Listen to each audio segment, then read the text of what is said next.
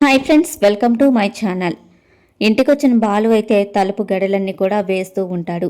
అదంతా చూసిన ఇంట్లో వాళ్ళందరూ, ముఖ్యంగా రవి, శృతి ఇలా బాలు ఎందుకు చేస్తున్నాడు అని చెప్పేసి షాక్ అయిపోతూ ఉంటారు.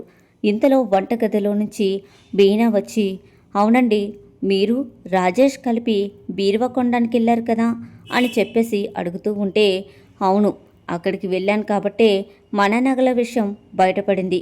ఇదిగో పార్లర్ అమ్మ, వీడు 4 లక్షలు లాభం వచ్చిందని చెప్పాడు, కానీ 4 లక్షలు నష్టం వచ్చిందని నీకు చెప్పలేదు కదా. ఎందుకంటే ఆ 4 లక్షలు ఇదిగో ఇది చూడండి అని చెప్పేసి వీడియో అయితే అందరికీ చూపిస్తాడు. ఆ వీడియోలో పోలీస్ ఆఫీసర్తో మనోజ్ మాట్లాడుతూ ఉంటాడు.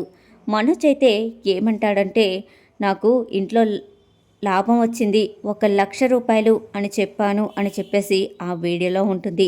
అదంతా చూసి అందరూ షాక్ అయిపోతారు. ఏరా, 4 లక్షలు పోగొట్టావు, ఆ 4 లక్షలు కవర్ చేయడానికి బీనా నగలు, బంగారం మొత్తం అమ్మేశాడు అని చెప్పేసి బాలు అయితే అంటాడు. ఇక సత్యం చాలా కోపంగా వచ్చి మనోజ్ చెంప పగలగొడతాడు. నిజం చెప్తావా లేదా? నీకు అసలు 4 లక్షలు ఎక్కడి నుండి వచ్చాయి? 4 లక్షలు పోయాయా? మీనా నగలన్నీ కూడా నిజంగా అమ్మేశావా?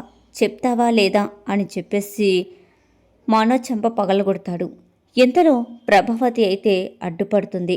ఏంటండి అని చెప్పేసి అడుగుతూ ఉంటే, నీ వల్లే వాడు చెడిపోయాడు, కొట్టాల్సింది వాణ్ణి కాదు, ముందు నిన్ను అని చెప్పేసి ప్రభావతి చెంప కూడా పగలగొడతాడు. ఇక అలా కొట్టడంతో ఇంట్లో ఉన్న వాళ్ళందరూ కూడా షాక్ అయిపోతూ ఉంటారు.